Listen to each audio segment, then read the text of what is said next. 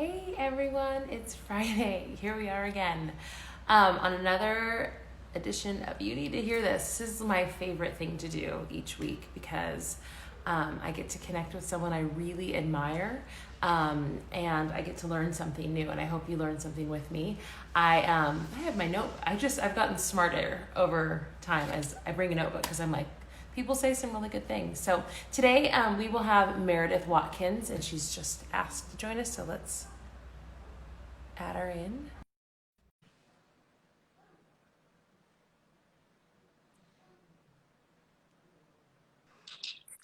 Good Hi. morning. Good morning, Mare. How are you? I'm good. I'm good. How are you? Good. I'm doing good. I've been so excited about this. Me too. So this is your second time. I'm trying to be like SNL. Like you'll have a five timer. Like I'll get you a jacket and like we'll have a five timers club. I want it. I want it. Who's somebody who's done it a ton? It was I'm blanking on his name from And, Alec Baldwin. oh, Alec Baldwin, like 100 times. Yeah, for Right? sure. Totally. That's so funny. Yeah. So you're a two timer. Yay! Okay, so if you guys don't know who Meredith is a very good friend of mine. Mare and I have known each other, oh my gosh, like 5 years now, and and has an incredible career, very, very interesting. That's like she is the first person I had met that like her career has been an evolution of a lot of different things. And as someone who has, had like one back then I had like one track, like you just do one thing like forever, right? And but I didn't understand being entrepreneurial. I didn't understand someone with so many gifts. I mean, she has so many gifts, you guys. So you have been a marriage and family therapist, Mhm. you did holistic wellness like coaching. Yes. You have been in publishing like magazines, Yes. and then you've been for years an editor for for writers, and I don't and like you've ghostwritten I think some Yeah. books Yep. and I've ghostwritten some books. Yeah, anything having to do with words, basically, I've yeah. worked on in some capacity. Writing, Yes. editing, something. Yeah. Yes, and you are. I mean, she's a very gifted, like interior designer. Like she's just like sort of a Jill of all trades. It's really ridiculous, and a master of all of them. It's really ridiculous. And see, you know what? That's a nice way of saying it, because for a long time I was on the same like mental path that you're supposed to like know what you're meant to do. Yeah, And because I was interested in so many different things and was like had my hand in so many different things, I'm yeah, like, what's wrong with me? Like, why can't I just decide? yeah, Like, why can't I just like settle down and figure it out, get my stuff together? yeah. And only now am I realizing, oh no, like that's actually a good thing, kind of what we're going to talk about today. Exactly, exactly. Well, so now Mary right now is she is using her incredible skill set to help people write their story, and we'll talk about that too, and help them form their story. And so she is an author coach. And I just want to say before we get started, one thing: as you're listening to her, you'll be very, very impressed with her. She's very, very smart, very, very eloquent. But I was thinking about this a few nights ago, and last time you were on here, I got a lot of messages from people that said things like, she was so amazing. I was blown away. It really made me, say out loud the thing that I've been thinking for years, which is I need to write my story. I need to write.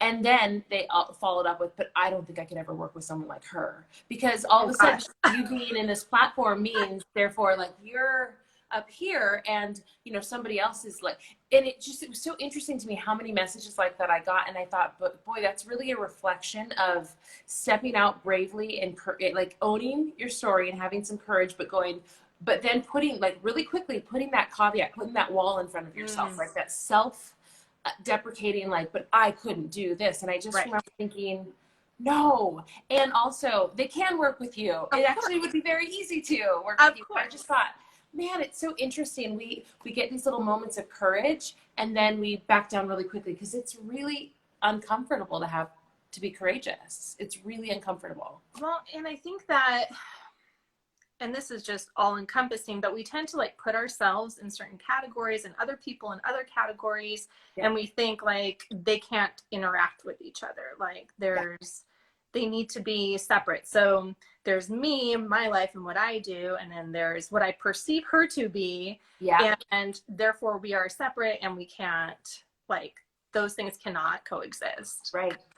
And nothing could be farther from the truth, of course. Totally. But, totally. Yeah. So we all do it. We all do it to different people for different reasons. Absolutely. Yeah. Absolutely. Okay, so let's just jump into it because there's just so much goodness to talk about today. So today, really, you sort of kind of came up with the theme of like what we're going to talk about. And like I've just been buzzing ever since you present it to me. So let's jump in. Like today, we're talking, okay, I just want you to start. You just go. Okay. Just tell me. Well, okay. So interestingly, since our last talk, I've had a lot of conversations with women, specifically women. It hasn't been men for whatever reason. That's okay. I love men too, but it has been all women. About this, like, okay, I have this idea for a book, or I want to tell my story, but there's always is it worth telling? Does anybody care? Yeah. I don't think it's that big a deal. Yeah. Like, this is just my experience, but I don't think that anybody else, like, why would they be interested? Yeah. And so it's been so interesting because in the process of just having like these consultations with people about their book, I've like ended up feeling a lot like I'm doing a lot of therapy. And so, which is kind of cool. Like I'm loving seeing it all come together. Right. And so like, of course, the first thing I do is validate them and say, yes, of course, your story is important. Of course, it's worth sharing, because while we are all special unicorns, our experiences are not singular, right? We have human experiences that we can all relate to. So if you've experienced something like that, somebody else has certainly experienced something like that. And that's worth sharing, because that means connection. That means when you share it, somebody feels like they're less alone. Yep. And that's huge, because the biggest thing like of any struggle that we're going through is we feel alone, and then we don't talk about it, and then there's shame, and then we build up all these walls and tell ourselves different stories about it, and it's just like down the rabbit hole we go. Yeah. So what's really interesting, as I was having these conversations with these women and who have all had just amazing experiences and have learned different things and come through it in different ways, all really valuable, is I was kind of, in a sense, like coaching them through like, yes, this is part of your story, and owning it and telling it is actually a piece of your healing. And then my therapist mind got going. And so I'm like looking for the common human experience in all of it and going, gosh, we all do this. Like for all of us, there are parts of our experience of our lives that we don't love and that we don't want to look at and we don't want to acknowledge for various reasons. And I get it. I mean, gosh, this could be anything. It could be like very serious trauma. It could just be things that we did that we personally assign shame to at different times in our lives. And we just were like, I'm closing the book on that and I'm not looking at it and it doesn't exist. And off I go. But the thing is, and this is the therapist side of me, is those things don't go away. Those feelings don't go away. They're still there. And if you don't recognize them and deal with them, they start coming out sideways. And you start like, if you respond to something in a way that is not proportionate to that event, whatever that is, it's not about that event. It's about something else that's been going on, that's been lingering, and it's starting to come out because it's got to come out. It's got to come out. Right. And so I think like that's kind of what I want to talk about, is being brave, and it is brave, to just look at that thing that you've been like hiding behind the closet door and like just adding more stuff into that closet. And it's like all those emotions and things are just like getting stuff into this little closet, and they're getting pissed because they're crowded and they just need to be out and be free. But you're like, nope, it's not there. If I don't look at it and I close the door, then I don't have to deal with it. But just being brave enough to look at it and say, yes, this is part of my story. It doesn't define who I am as a person, but it influences how I see the world, how I feel about things, how I respond to things. And I think being able to recognize it and tell the story even to yourself, even just journaling, you don't have to share it with anybody. But just getting it out and acknowledging and facing it to yourself. Yes, this is my experience. You're reintegrating yourself, because when you shut off different parts of yourself, you're fragmenting yourself. You're like, no, but that's not something I'm going to look at. That's not something I'm going to acknowledge. So, Yeah. but that is a piece of who you are, or what you experience. So you've carved out a part of yourself and said, I reject it. So you can't be fully whole and healed until you say, no, it's all part of my experience. And I, as an adult, can assign new meaning to it. I can find peace with it. I can, whatever, you can redeem it, and make it good. And then you will, that will help you on your path to full healing and being a fully integrated person. So that's super deep, I know. Well, okay, the first thought I had is, you and I grew up in church. Yes. And one of the things that, everyone always says to you is, God will turn everything for your good. And you and I have these conversations because you and I are very like-minded about all things, spirituality and faith, Christianity and the world. You and I have a very, that's one, I mean, it's always nice to be around like-minded people. It's very hard to be around people that do not think like you. And I was just talking about that, last night on my stories, going, but when you can do the work and you can trust people, who are safe, it actually could be as beautiful. But one of the things that I think is so easy for me about you is that we deeply value humanity. So if you do not share the same faith as us, we're easy breezy about it. Like we are, if you sexual orientation, whatever, we are just people who have a disposition to sit with people, be with people. Like I don't have the energy to judge anybody, to play God, to be like, you and I are like, exactly, like that's, even in this moment, like this will be the best part of my day, because you and I, like, there are people watching, but I'm just with you, you know, like that feeling of just being with someone. And so we have that same shared philosophy that people don't have to have our, you don't have to have my belief system to hang out at my table. And so, that was I totally digressed from what I was going to say, just how much I like you. But, okay. So one of the things that you and I have heard a lot is, God will use everything for your good. And I don't say that that's not true. Mm-hmm. But what I think is, when and it doesn't have to be, religion. It could be any sort of, familial, cultural colloquialism that is just shared and passed down as, advice or, soothing, patting words when you're going through trauma.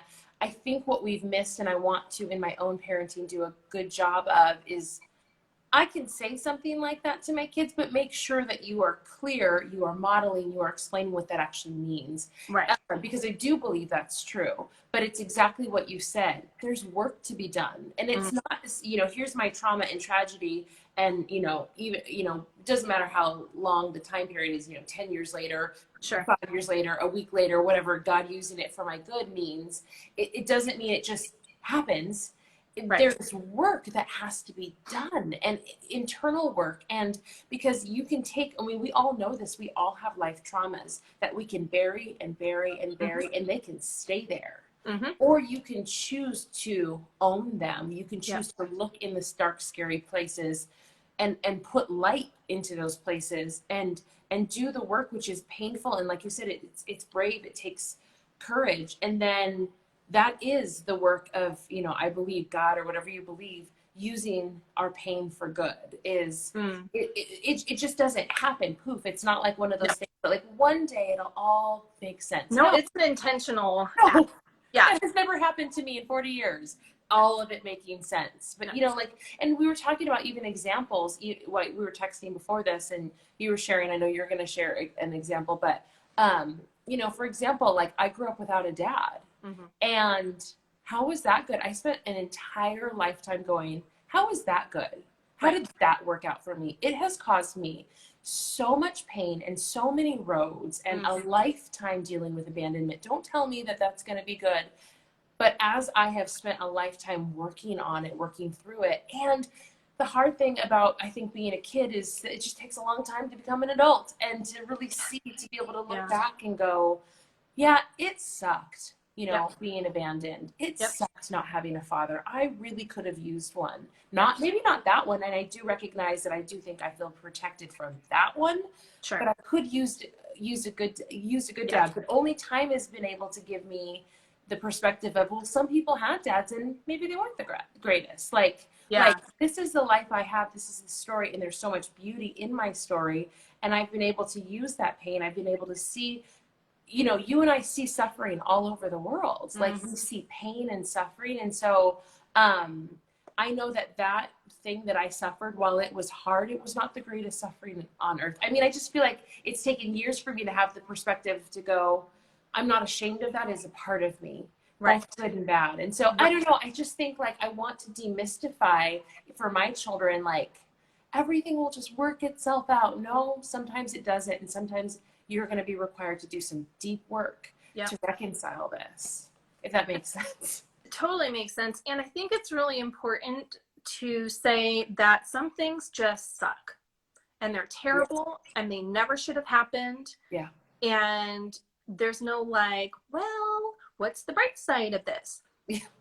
There isn't some. In some cases, there isn't any. Yeah. And that's, I think, important too, because I know a lot of the traditions I grew up in, it's like, don't even worry about it. It's fine or whatever, you know, like not a big deal. Downplaying it. Uh-oh. She'll ask to rejoin. We had a little disconnection. Hang with me.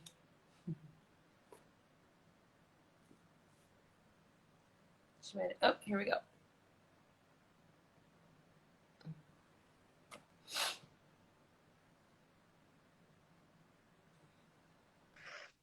I don't know what happened. I just lost you.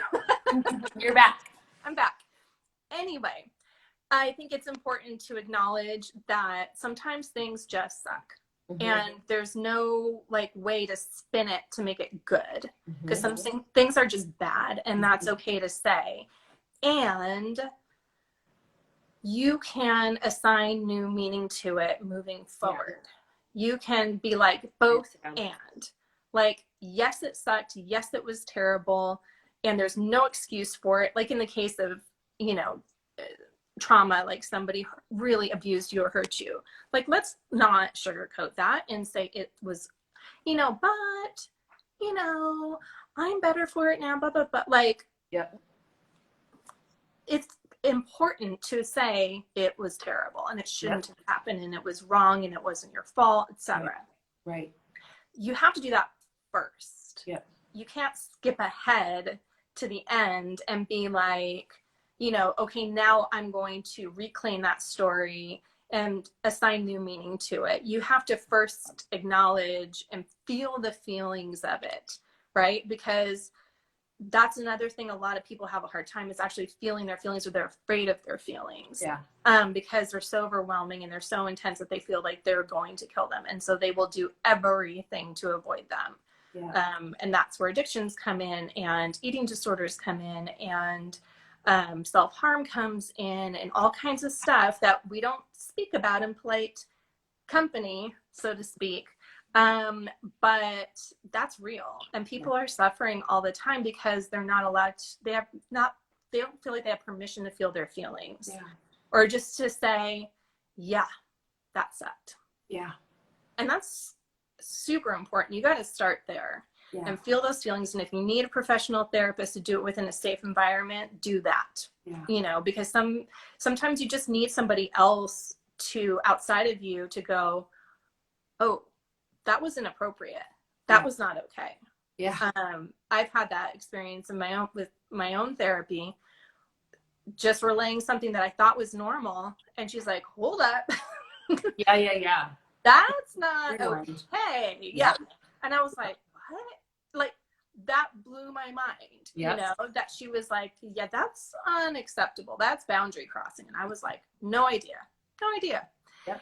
And then just having somebody to like process those feelings with and hold you in a safe place to do that is really important. Right. And then after you've done that work and have felt your feelings and have the tools to feel the feelings as they continue to come up, then you can be like, okay, now that I'm looking at it, I'm not afraid of it. I'm feeling my feelings, hard as it may be. Now I can decide, okay, this is what happened. This is maybe what somebody told me about what happened, but I'm going to assign new meaning to it. I'm going to take my story back and say, this is how I choose to move forward with it. This is a story I'm going to tell myself about it and what the meaning is for me moving forward. And again, that's part of reintegrating ourselves and feeling empowered in our own lives against things that we maybe couldn't control before. I was sharing with you before, for a long time, I did not want to acknowledge that I was a single mom. I've been a single mom for 11 years. My ex left when I was pregnant. And I was ashamed of that. I had nothing to do with it. It wasn't my fault. But there was this piece of me, because I definitely lost friends because they didn't want to hang out with me because we weren't part of a couple anymore. And you know, people could only hang out with me when their husbands weren't around. And I'm like, okay. So there was definitely this like pariah kind of thing.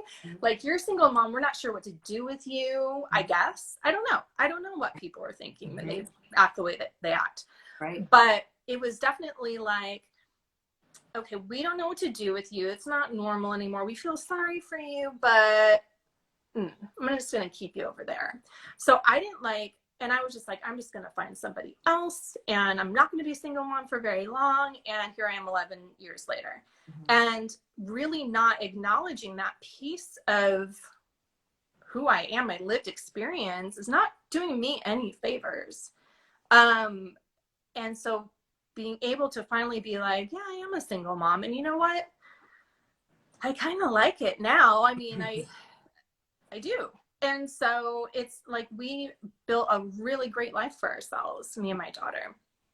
And there's a lot of, there's a lot that's hard about it. But there's parts that are easier too, I get to make all the decisions. I like that. Yeah. Yep. I mean, I would agree. Yeah. I can watch whatever I want on TV. That's nice. Yep. Totally. Whatever. It's not that simple, obviously, but so that's just like one example of my life personally, that I wrestled with for a long time for various reasons. And, even as you go along, you kind of start to unpack some of it, because how people respond to you, you don't even fully recognize necessarily in the moment. Oh, this is what that was. And like yourself, like your deep self experiences it, but you may not like consciously realize it or have the language for it at the time. Yeah. But you just know it like felt bad. It felt bleh, and so you're like, oh, that's, so those are the kinds of things that I'm talking about. Can be anything really, that you just don't want to look at because it's hard and it's painful. And I get that. So there's two questions that come up for me. You said the word reintegration. What do you mean by reintegration within your story? So kind of like how we were talking about before, when I would not acknowledge to myself I was a single mom, but my lived reality was I was. Yeah. So I like fractured myself. Yeah. It's crazy. Yes, I was. I 100% was. I 100% raised my daughter 100% on my own. I'm like the quintessential definition of a single mom, but I wasn't fully myself because I was telling myself I wasn't. Like, it's kind of crazy when I say it out loud like that. Yeah. So by being like, yes, I am, and this is my experience, then I'm like putting myself back together again. You know what I mean? And I mean, there's a million ways we kind of like microfraction ourselves, I think, in different ways. But it's a lifelong work. I'm not saying it's like, and now I'm fully integrated as a person. I think it's something that we work on, and we become aware of different ways that we fragment ourselves throughout our lives as we're able to. Because I think just like the same way we wouldn't want to know our whole future now, because it would be way too much to take in. Yeah. I think that as we're able, and as we like slowly start to identify the ways that we've kind of fractured ourselves and start to bring them back in, we kind of build on that, and like that muscle gets strengthened and it becomes easier, but it's a lifelong process. Yeah. Like we just do a bit as we're emotionally and mentally able to, then we kind of, you know, do the work going along. Yep, totally. That makes sense. Yes. So you sent me a couple articles that were so fascinating. One from Psychology Today, and I think I'll put them in my link tree and my link bio because they were both so good. And one was by Brene Brown, and boy, they were both. I took so many notes over them. I mean, Brene Brown, of course, like she talked about, you know, family stories. Like we can't smooth over our family stories. We cannot pretend that they did not happen. I cannot pretend that my dad didn't abandon us, or I can't pretend that I grew up, you know, struggling, you know, like just, we were struggling, you know, for food, for whatever, money, whatever. And so, yeah, I feel like, let's take that for an example. Like you know, shared your story about your ex, and, if people are listening going, okay, where do I begin? Like, where do I pinpoint, like, part of my story that maybe I'm suppressing, or, and I started thinking about like hard things, like if my life was on, you know, a line, and it was pinpointing things that were hard along that line. What is the feeling that comes up? Each time I think about these various stories, the stories change. They don't matter as much, but the feeling is consistent. And my feeling is shame every single time. Yes. Then I started thinking about it a little bit deeper. Whose fault was the event? Every single event over the course of my life that brings me deep shame, like next level shame, were events where someone did something to me when I was a victim of it. Right. So I had nothing to do with my dad abandoning us. Right. I had nothing to do with the abusive relationship I had in high school, which is another one of those things that you said, that counseling session where I was talking about male relationships as it related to my dad. And I was like, well, then I had this boyfriend in high school and he used to do da-da-da-da-da. And the counselor was like, record scratch, what? Yeah. Let's stop and let's talk that a little bit. I did not know to call that abuse. I didn't know. I was just like, exactly. but I loved him. And so, and then just going over even to like something as, this is silly. And I'll still get embarrassed because I still feel embarrassed about this. I don't know why, but, when I lived in Japan, I was on base, and like the rules just in general in Japan are very strict about absolutely everything. So, which is a good thing. So I was walking across the street on base, and there was a McDonald's parking lot, and somebody was coming out, and they had like a Lexus SUV, and it was a Japanese national, and that part plays into the story for a reason, but I walked across the street. She was busy looking at her food and phone, and she tapped me, my physical body, into the road, hit me. And why it was like, she was hysterical because in Japan, like if you know, if that happens, like you're going to jail. Like it's it's so, I mean, she was hysterical. Oh my God. Mine, even in trauma, like my reaction is to take care of somebody else. Yeah. I'm in so much pain. I don't have a car. We are staying on the hotel I have to walk 2 miles to like get to the hotel. And I am like hobbling. I won't even let her take me because she's crying so much. And I'm like, no, it's okay. Yeah. I don't want you to go to jail. It's fine. I mean, she probably wouldn't literally go to jail, but it would have been bad. Anyways, I just remember like every time I told or somebody was like, I heard you got hit by a car, I would just get flushed and I'd be like, no, I don't want to talk about it. Like, or I'd laugh and I'd be like, aren't I so dumb? Like, anyways, it could be little, it could be big. I mean, that's not tiny, but like My No. default when someone hurts me is deep shame, like fall apart shame. And so why, like I've got to start thinking about like, why is that? Like, Mm. and there's, I'm sure I'm one of a million people. I'm sure there's some sort of like Mm-hmm. neuro like reaction that's happening in my body that equates shame with when someone causes you trauma. Like when Yep. I do stuff bad, when I do stupid things in my like, my high school days, my partying days, I own it. I'm Mm-hmm. like, I was so dumb. I don't Yep. feel ashamed about my own fault. Like, but there's got to be something in that, like why we are ashamed when someone hurts us. Yeah. So that's an example I was thinking of, like when I was trying to sit down after reading those articles, going, well, so where are the parts that I'm not owning, and what is incongruent that I just keep pushing down? Mm-hmm. I don't know why that's a thing for me, but it is. Well, you're not alone. That's a very human experience. I think so. As you were saying that, I used to work right after. I'm trying to think, right as I was getting licensed, and then just after I got licensed as a marriage and family therapist, I was working at a residential eating disorder treatment center. Hmm. And so it's that's an intense experience. A lot of times we were getting women, adolescents and women, straight from the hospital. They had just medically stabilized in some cases, like just to be discharged into our care.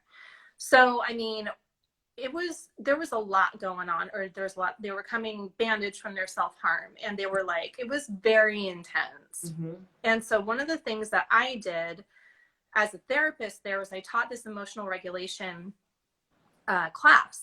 It was a curriculum that I taught off of, and it was like 10 weeks. And so like by the time I got to the end of it, and it would more or less be a new group that was there at that point, just because of how they cycled in and out. And I just started all over.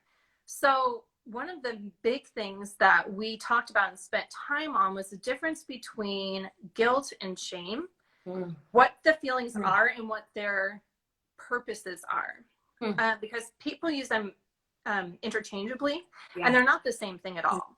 So like what I would describe guilt as, it's kind of like the check engine light on your car.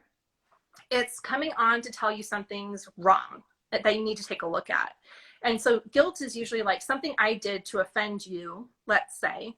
And if I feel guilt, that's actually a good thing. That means my emotions are working properly. I'm not a sociopath, so that's good.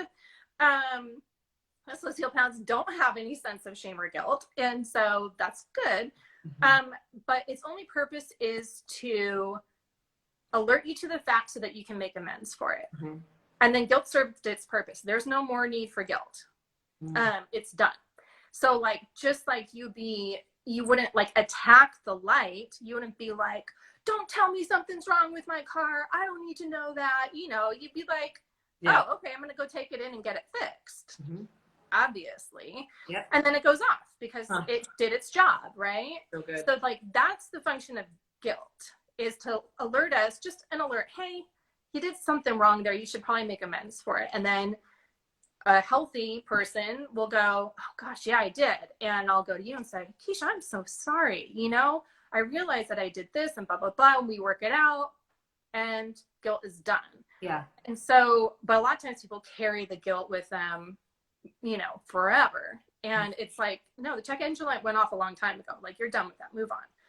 Shame. So guilt is like feeling bad for something I did. Shame is feeling bad for who I am. That's way deeper, way deeper.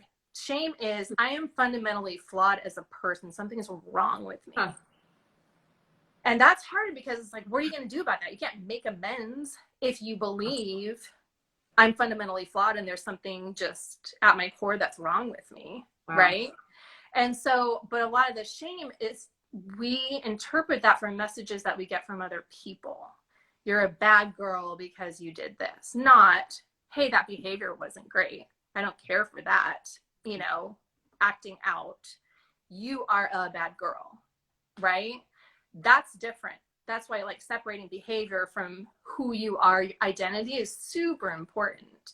So a lot of the shame that we carry is because we've been told because of XYZ, we are bad, in its simplest terms.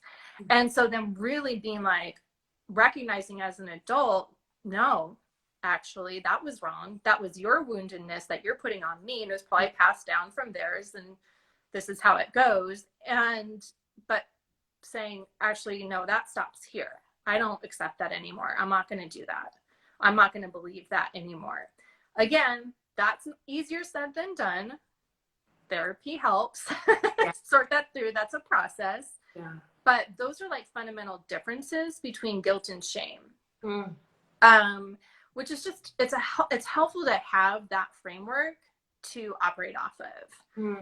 Understand, why do I feel the shame? And then be like, okay, what in some way, either explicitly if someone actually came out and said it, or just implicitly how they interacted with you, did I interpret that I was bad or wrong because of the situation? And then go from there. Because as an adult, you can look at that more objectively and be like, that's crazy. That's crazy. You know, that's not right. And you can, as a parent, it's helpful, I think, because then you go, well, if this happened to my daughter, to my son, how would I respond to them? Would I say, you are fundamentally bad and flawed because of this? And especially if it's something they didn't even do. Of course not. Of course not. Right. So just, you know, going back and viewing it with a more accurate lens and then starting to suss it out. But in terms of like finding those places, I think you're right. And like, what are the events that when you just think about them, you start to like get hot, right? Or you just feel like that shame. Yeah. That's a good place to go, and just ask questions about it. Just ask questions. I'm curious. Yeah, absolutely. That is so good. That analogy, I'm just about the car, shame and guilt, distinguishing them that's really, hopefully that clicked for people, because that really clicked for me. So in like this time, like this very interesting time, which I text you probably every day and go, I'm sorry, are we in hell? I know. Am I here? I feel feels like it. I feel like it's in Back to the Future when Back to the Future 2, when Biff's in charge and like the world's gone to hell. I feel like that's it. And I Biff's in charge right now. If people will see this and go, what's Back to the Future 2? Oh, it's on Netflix we're right old now. Ladies. It's on Netflix right now. Oh, is it? Okay. It is. All 3 are on Netflix. Just go ahead and binge it this week. That's so funny. So, okay, this very interesting time, there is a lot of complex emotions. And so, you know, and I'm just going to be like very open and candid about my thoughts because, you know, anyone who's a member of this community, you know, I'm always like, welcome all and everyone, but, you know, you have to understand that like, we all have very different, you know, vantage points. And like, I want to create a place that's safe for people to, you know, just learn and grow and listen and not be the you know, I never claim to be the expert on anything. I'm just like a student of all of it. I'm just here in this life, being a student until the day I die. And then we'll see what happens then. So when I'm in heaven and I know everything, I don't know. But just with regards to COVID, like every month of this is like different layers. Like it'll be so fascinating to look back and go, whoa, what we experienced. Whoa.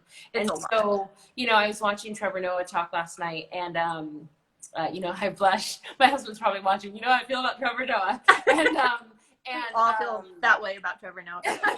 And he was joking about how we back then 3 months ago, we were like, you know, once we get to the summer and this is all over, and here it's the summer and we're like, never mind. This isn't over. So each month sort of presents a different sense of lethargy, of anger, of bitterness, of sadness, of, you know, and there's blaming, like there's blaming of people. There's even in my own neighborhood and community, if my neighbors are watching, I love you, but we all think very differently. I moved into this neighborhood and quarantine happened like a week later. So it's been a very strange experience to get to know people through this lens, because there are people on my street that are like, I am done with quarantine. I know. We are not. We are out. We are living our best life. And I'm like, cool. Because Yeah. we're quarantined here and we're committed to it. I've got a 67-year-old mother here. I like, if y'all just stay home, we can have school. Like, Right. do you want school in the fall or not? Right. Like, so we all have very different opinions and beliefs. So we've had conversations on our block about it. And I've just had to, you know, no matter how upset it makes me, I've had to go, I hold space for this person gets the right to decide what's best for them. It's very frustrating to me. And they probably go home and think the same about me. And so, and there is blame, like people naturally want to place blame on everyone. And so there's so many layers of emotions with regards to that. And then you add on what we're seeing since George Floyd's death. And that is a world that, like, this is affecting the world. I mean, people are, when there are people in Syria painting like monuments to George Floyd, you're like, what? I know. What? Wow. And so, like, this on top is so intense. And so it brings up, it's really hard, I think, to pick out and tease out your feelings, because it's like moment to moment, you're feeling all sorts of different things. Yeah. And, you know, you talk about guilt and shame, and I'd love to have a conversation with you, another conversation about dealing with guilt and shame. Like, you know, me being a person of color, you being a white woman, we talk about this a lot, but I do think there's a lot to talk about because people DM me about, like, a lot of white women will DM me frequently trying to process race stuff. And to which I've said, thank you so much for trusting me. I'm dealing with the trauma right now. I can barely get through. You don't have the emotional bandwidth. I'm not the person. I'm not the one. But Google will take good care of you. There are books, there are research, go get it. But I do want to at some point come back to this and go, there's just so much to look at. So, like, when I say, like, white women have DM'd me about this, and as I read their messages, lots of guilt, lots of shame, lots of confusion, lots of, I care so deeply, how do I be an ally? But also, why am I feeling like I didn't do this? Like, I don't feel this way. Like, and that guilt, like, it's very confusing for people. And I think it would be courageous for us to, you know, at some point have a conversation of sort of unpacking, like, you know, and Brene Brown talks about that in this article about owning our American story, owning the fact that bringing African Americans here was violent from day one. A history of violence towards a people that has not stopped. And if we deny that because we don't like how that sounds, well, then history will continue again and again. And that there's some. And so we have. Here we are again, living in civil rights again. And so, so I think that is something that we should talk about. But what I want to say as a result of... Ooh, my wheels are turning now. I know. So COVID and quarantine and different states' reactions and, like, the numbers jumping, but, you know, different beliefs. We could talk about masks, all of the things that trigger people and the race stuff, which is so triggering. Meredith, how do we even mentally, like, process, like, the parts of ourself that we're trying to reintegrate? If we're like, okay, I want to do this work for I want to heal some parts of myself, but I also am so raw and crazy, like, right now. Like, how do we even make sense of anything? So, cleansing breath. It's a lot.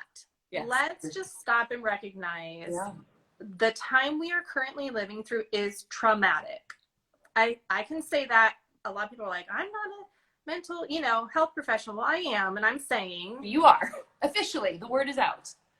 It's traumatic. We are grieving. We're grieving the loss of a school year, the loss of our summer, the loss of the feeling of safety to go out and be with our fellow humans. Yeah.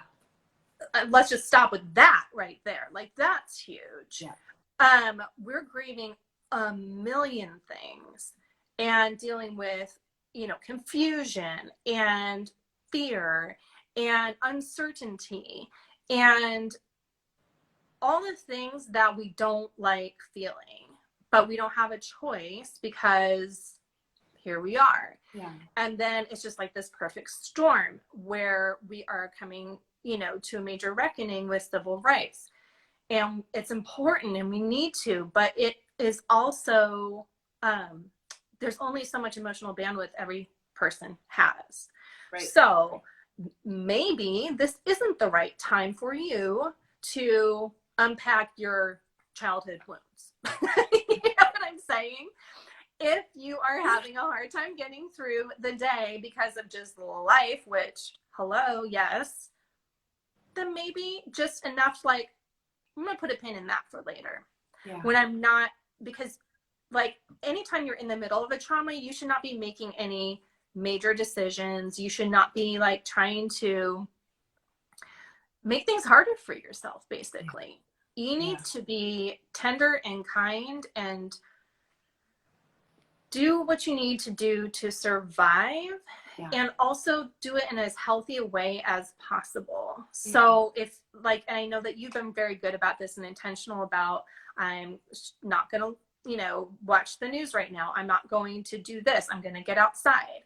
I'm going to, whatever you need to do in that moment to take care of yourself.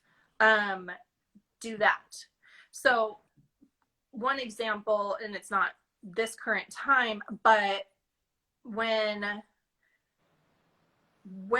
my ex left and I was pregnant, I was 5.5 months pregnant, and I had enough sense while my world was crumbling down around me to be like, I am not making any decisions right now about anything. Yeah. I'm not looking at, filing for divorce or moving or nothing. And it was, I say that my daughter saved my life, and she did, because I had her to take care of. Mm-hmm. I took better care of myself because she was in me. Yeah. If she wasn't, I would have been super self-destructive. I'll just tell you straight up. I would have been doing all the things to be self-destructive, for sure. But I had this little person that I had to eat. When I get super upset, I don't eat. I had to eat, and I had to eat healthy food. I had to exercise my body. I had to like do all the things, because I would like, I'll be damned if this is going to hurt my baby. So like in that moment, I was like, now is not the time to be making these big choices. She was due in October. She came early. She came in September. I'm like, I have to get through this pregnancy healthy. I have to deliver a healthy baby. And then it's going to be the holidays. I'm not touching any of this until the next calendar year. Yeah. Yeah. I just knew it. It wasn't the time. Yeah. I had like a singular focus, and that was it. Health and wellness, and surviving and getting through it as best I could. Yep. So I think like that's kind of where we need to be right now. It's like, what can you do? Is it just like, we're not doing this right now. It is not the time. I know it's important, and I'm going to take care of myself as best I can between now and then, but I'm not going to be facing maybe some of these demons right now. Yeah. Because just like, come on. Yeah. Be kind to yourself. It's a lot. So then in this time, how can people, like, there is this element, like you said, of just surviving, getting through day to day, because it's all a lot as we're all, trying to work. And I was talking to my mom about this yesterday. It was so interesting. And she was talking about people at her company who, I guess they had like a town hall meeting, and people, it's just like a safe place to like process. Yeah. And so, which is really cool to see her bosses just create the safe space, and somebody admitting, I don't even see the point of working. It's just, it all feels so futile right now. I've got 2 kids at home.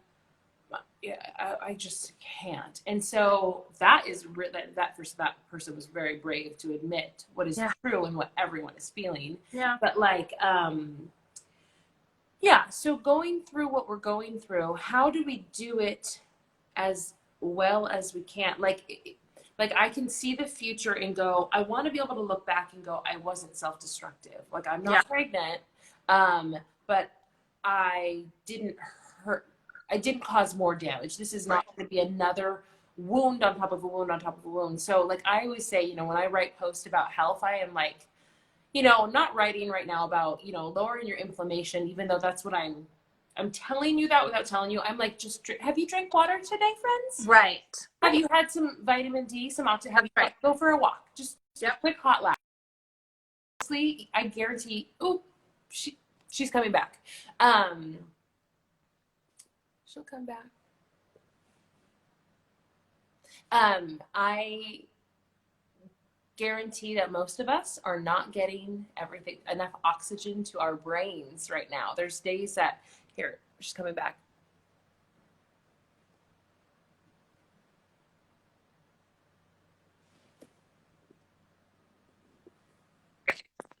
Hi, Rack. Technology. Hi. Um, so I just, we're not getting enough oxygen, I'm sure. Yeah. I'm sure you find moments like in the day where you're like, I'm you not breathing. gasp and you're like, Yeah. am I even breathing? Yeah. So it's very basic, but so and I'll make that our last question before we wrap up is, what are some things that we can take away to take care of ourselves to get through this as gracefully as we can? I think it's important to not be like denying our feelings that it's hard right now and it sucks, right? Don't fragment yourselves about this. Don't say, nope, I'm fine. Yeah, it's hard, but whatever. Everybody else is going through it too. Whatever, whatever. I'm not feeling the feelings that I'm feeling. Yeah. Don't do that. Just be like, yeah, this is hard. Some days are better than others, of course, but it's hard. And that's okay. Yeah. And yes, we're all experiencing it, but that doesn't make your feelings any less valid. Yeah. And everybody is going to experience their feelings somewhat differently for all the reasons that we've talked about. Mm-hmm. So for one thing, like, don't invalidate your experience. Mm-hmm. Be like, yes, this is hard. Maybe harder than I'm even allowing myself to recognize. Mm-hmm. And that's okay. Yeah. And I can still like not be okay and be okay. Yeah. Like, you know what I mean? Yeah. Like, it's okay to acknowledge all of that's important too, because it's true. Yep. You feel it in the pit of your stomach. You feel the tightness here, wherever you feel it in your body. Yep. So just like, yes, it's hard. Yes, I will make it through this and it will be okay eventually. Yeah. And right now it's very hard. Yeah. And yes, just yes. Yes. And then, so in a given day, it's like, what do I need to do to take care of myself? Going back to the example of when I was pregnant, but also I'm basically doing the same thing now, making sure to like eat my vegetables and drink my water and move my body. As consistently as I can, getting outside, even just to be like, go get the mail or go take out the trash or whatever, because we're pretty similar. I don't hardly go anywhere, still. And cause I don't feel comfortable and that's okay. That's my choice. And that's how I feel about for us and our family. So as a result, we're not getting out and it's like super like dark. You can see like this light. It's total June gloom here. We haven't seen the sun in like days, basically. So, anyway, and just taking care of yourself, being gentle, watching a comedy, like letting yourself laugh. Just the stuff to do, the stuff that you would tell your kids to do to take care of themselves. Just do that. Yep. And as things come up, it might be helpful if you kind of just like jot some things down, like journal it or just write down whatever. If things are swirling around in your head and they're not going away, I find it's helpful just to get it out onto paper or your computer or your phone, whatever, wherever you take notes, right? But that's a good way just to like take all of this and get it out and down because you can see it more clearly and objectively there.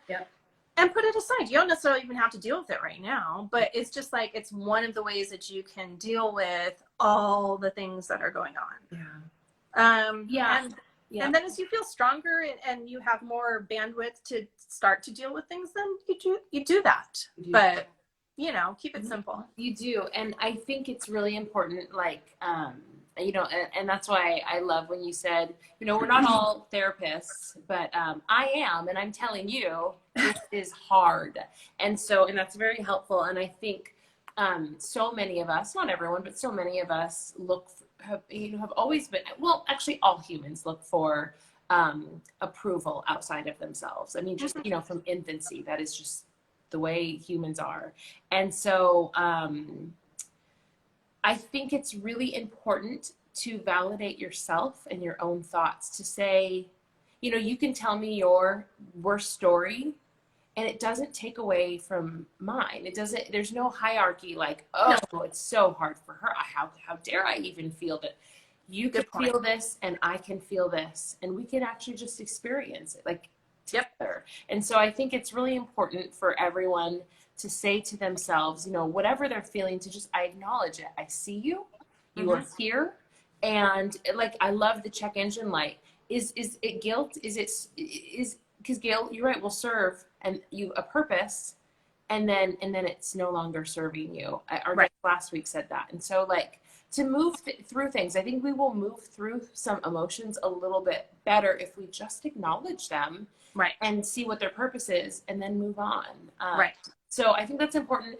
Merrick, okay, I want them to follow you. Your handle is it at Meredith Watkins, or is it Meredith.Watkins? On Insta, it's Meredith.Watkins. Okay. Your website is just meredithwatkins.com. Okay. Altogether. Listen, you guys, if you want a little bit more of this every day of your life, like, listen, I will tell you, like, spilling tea, the fact that I have Meredith, I will do anything to keep this woman in my life. She is one of my most treasured friends, and I get this every day. Lucky me. And so if you want more of this goodness in your life, please follow her. Please, you know, check out her website, reach out to her, because she has so much, and she is just really gifted at pulling, I mean, it's the therapist, but it's also the kind of human. She is really gifted at pulling some things to the surface in the most gentle way to help you process. And like, if you are wanting to explore what it looks like to tell your story, and not even, you know, you might not even be thinking, I want to write a book, but telling your story, like, this is a part of healing. This is a part of healing yourself and your wounds. Meredith is the person. She is great, but you can work with her. Circling back to the beginning. Very normal person. You know, she's not just working with people like Oprah. I mean, not yet, but you will. I believe that. So, I mean, she not working with anyone like that, as a matter of fact. Well, not yet.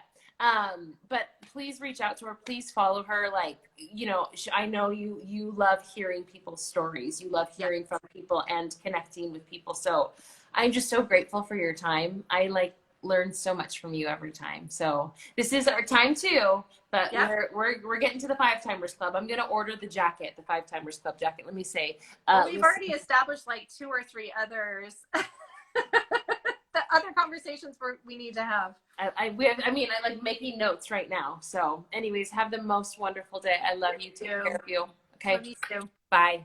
Bye.